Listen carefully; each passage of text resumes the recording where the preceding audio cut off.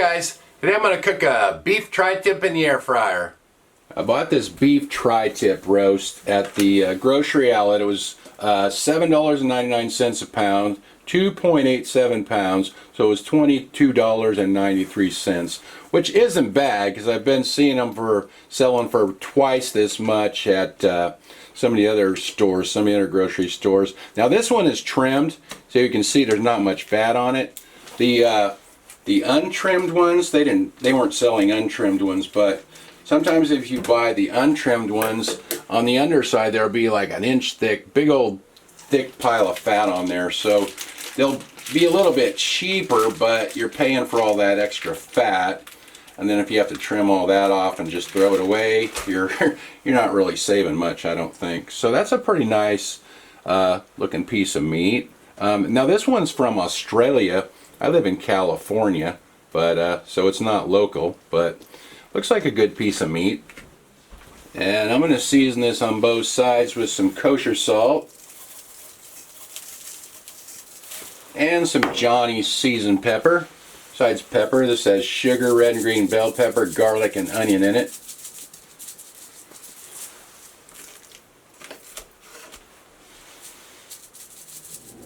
This is an 8-quart air fryer, and you can see the tri-tip just fits perfectly in the basket there. This is the first one I've done, so I'm just kind of figuring this out as I go here. So we'll get this closed up. Alright, now I'll set this to air fry.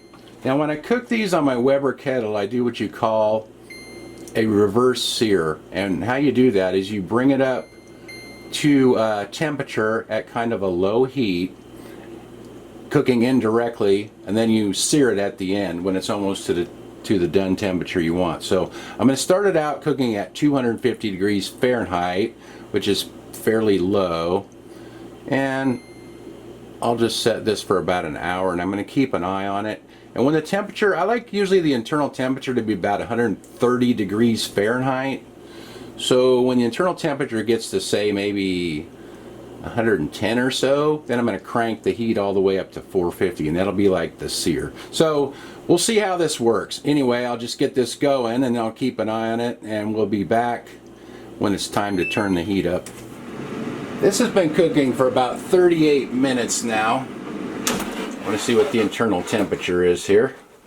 Make sure this doesn't fall off the edge of the counter like last time. I was cooking a pork chop and the whole basket fell out on the floor. Alright, so the internal temperature is 118 right there, and it's about 124 right there. So I think I'm going to go ahead and crank up the heat now. I usually like the internal temperature to be about 130, 135 right in there. So I'm going to turn this all the way up to 450 degrees Fahrenheit. I'll let that cook for, I don't know, a few minutes, and I'll just kind of keep an eye on it. I'll check it after maybe 5 minutes or so. Okay, it's been about 5 minutes, 5 or 6 minutes here. Let's see how this looks now. Careful this doesn't fall off the edge. Like I said, that happened to me last time, so now I'm a lot more careful. Well, it looks nice on the outside. Let's see what the internal temperature is here. It's 150 right there. I hope I didn't overcook it. And about 134 right there. So I'm just going to let that rest a little bit. I mean, some parts are going to be more cooked than others. Probably the back side is a little bit more cooked than that. Hopefully I didn't overcook it, but it's my first one, so let it rest a little bit and we'll cut into it and see how it looks. This has been resting for 15 minutes or so. Looks like the grain of the meat runs that way, and then it runs this way on that part. So I checked the internal temperature. That is 149 degrees.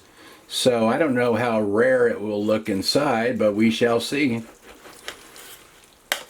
Alright, see where we're at here. Okay, actually that doesn't look too bad. Looks pretty juicy. Looks real juicy actually.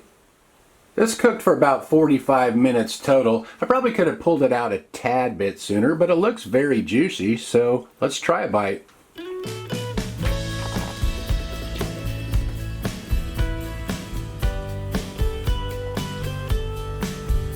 It came out really good. It has good flavor, it's tender, it's juicy. I'm not complaining. I'm real happy with the way that came out. Let's see what Annie thinks. Want to try that, Annie?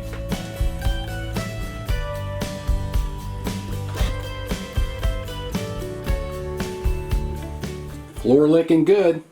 So that cooked for about 38 minutes at 250 degrees Fahrenheit, and then I turned the temperature up to 450, and it cooked for about 5 or 6 minutes, so about 44 minutes total cooking time. But you have to really go by temperature of the meat, because each piece of meat is a different size, so the cooking times are going to vary, and also how done you want it. I mean, people like them all different donenesses. I really usually shoot for about 130 degrees Fahrenheit. That would end up more about 150 degrees Fahrenheit, but that's a pretty good range. 130 to 150 I think is a good range. You can go a little more rare, but I think they're kind of chewy if you go less than, say, 130. So I kind of like about like this one was, about 130 to 150 is about right.